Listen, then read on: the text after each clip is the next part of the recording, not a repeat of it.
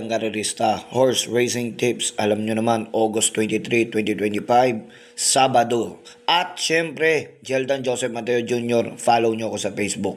Ano man katanungan nyo, i-PM nyo ako. Umpisa na natin ang bakbakan, baka matira pa ng iba.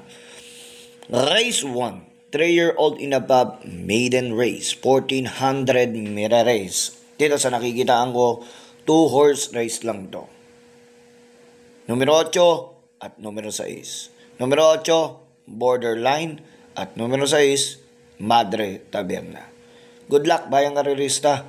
8-6 ako dyan sa race number 1. Bahala na po kayo magdagdag. Dumako naman po tayo dito sa race number 2. Race number 2, Peracom rating based on the gapping system, class 4, 42 to 56 points, 1400 meter race. Dito sa karerang ito, although maganda ang karera, maganda ang lineup.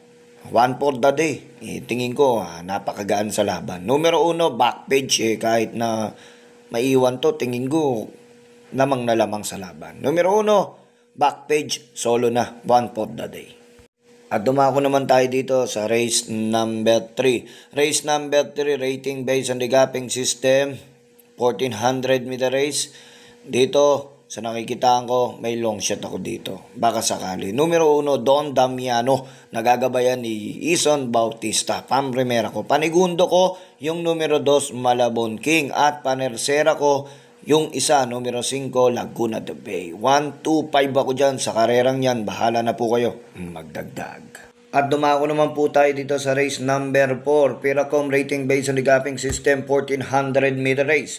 Dito sa karerang ito, nakikitaan ko na rin, matak sa laban, maganda tinatakbo, nalalamangan po ako. Numero 2, Charge the Castle. Tingin ko, pwede nang solohin.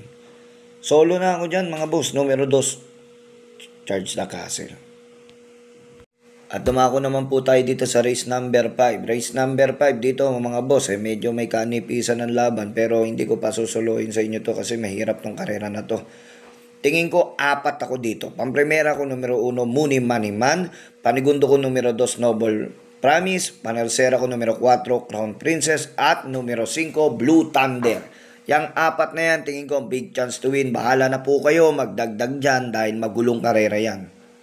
And penultimate race, race number 6, rating based on the gapping system, 42 to 56 points. Dito sa karerang ito, alam naman natin kung gaano kagaling itong Winter Umpire.